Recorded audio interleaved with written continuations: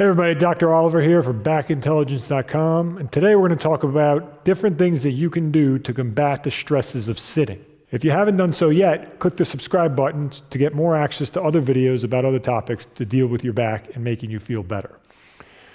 So we've talked about it a lot before, but what's the main problem with what people do every day? Most people sit too much, right? Sitting tends to be the big problematic thing. It's that sitting posture, the rounded low back, the head going forward, typing at those computers that is really stressful on the body. So what we need to do, and what I've learned with my patients, is do multiple things throughout the day to decrease that stress. I love to give my patients exercise. Every patient I have gets exercise.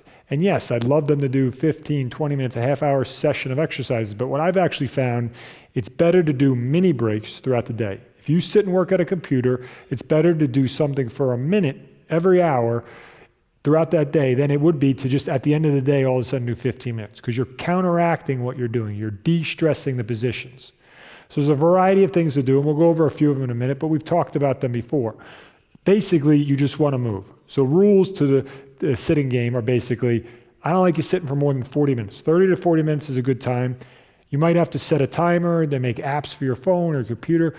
Set a timer on as soon as you sit down on your phone, and just get up every 30 to 40 minutes. Take an excuse, go to the bathroom, just take a break, walk around quickly, read something, take a phone call standing, whatever you can do to get out of that position. But there's a variety of simple things you can do too. All right, so we're going to go ahead and we're going to show the first exercise you can do, that little mini break or that posture break you can do throughout the day. So the simplest thing you can do is rotation. You get the most bang for your buck movement-wise with rotation.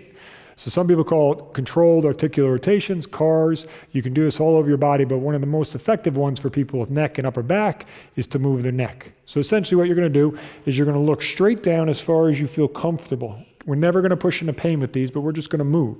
So you're going to look down as far as you can, and then you're going to learn to rotate your head through as much range of motion as you can. So you're trying to take your joints through as many rotational positions as possible. Let's just say, for instance, you're working around and you hit a point that actually starts to hurt a little bit. Don't push into the pain, just kind of back off a little bit and then continue on around. So the goal is not to push into pain. The goal is just to make things move. You may hear a lot of popping, cracking, crunching. As long as it doesn't hurt, that's not a big deal. If anything, it's just a sign of movement. So again, don't push into pain. So the key is just full rotation. So you're going to do it twice in each direction. So all you got to do is look down, rotate all the way around, full circles. Again, no pain, and we're going to work twice in each direction. Good, and then we're going to go the other way.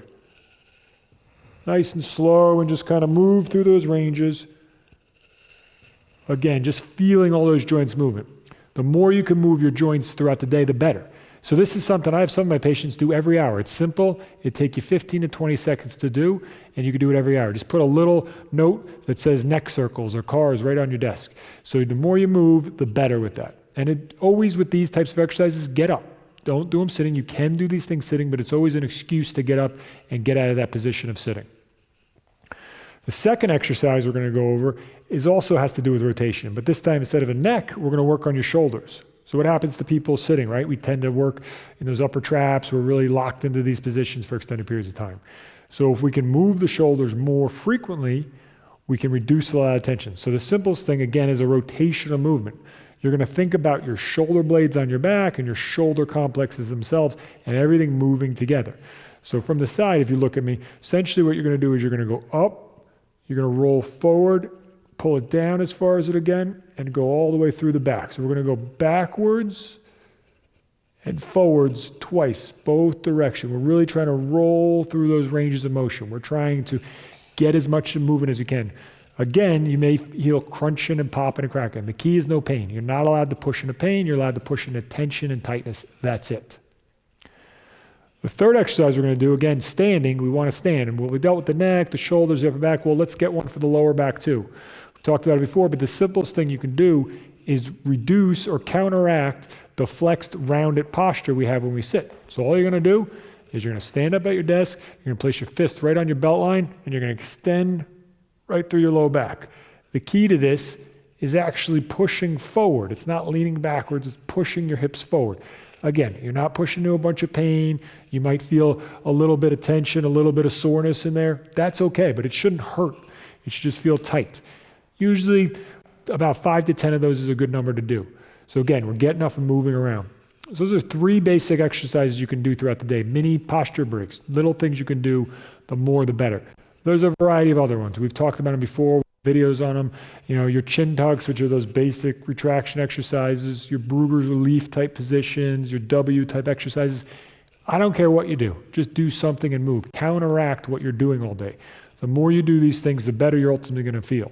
I hope you enjoyed this video, and if you did, please like it and share it with a friend. Also, we'd love to send you 3 posture correction exercises that we've done with Dr. David Oliver. These videos will help correct that forward head and rounded shoulder type of posture that we're all suffering from today. So if you'd like to get those 3 videos, there's going to be a link to get them somewhere here on the video or down below in the description. Go to that page, enter your email, and we'll send you those videos right away.